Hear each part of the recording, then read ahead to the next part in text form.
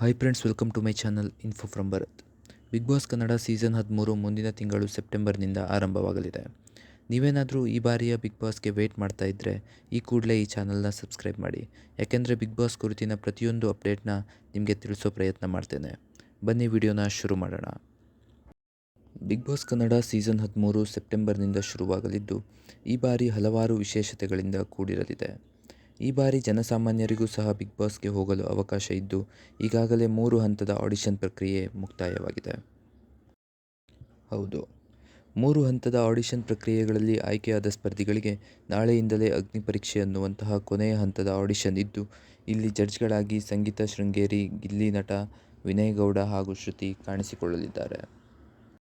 ಇನ್ನು ಈ ಆಡಿಷನ್ ಅನ್ನು ಬೆಂಗಳೂರಿನ ಲಾಲ್ಬಾಗ್ನಲ್ಲಿ ಆಯೋಜಿಸಲಾಗಿದ್ದು, ಅಭಿಮಾನಿಗಳು Bigg Boss chair, selfie zone ಹಾಗೂ ಅಗ್ನಿ ಪರೀಕ್ಷೆ ಚಾಲೆಂಜ್ಗಳಲ್ಲಿ ಭಾಗವಹಿಸಬಹುದಾಗಿದೆ.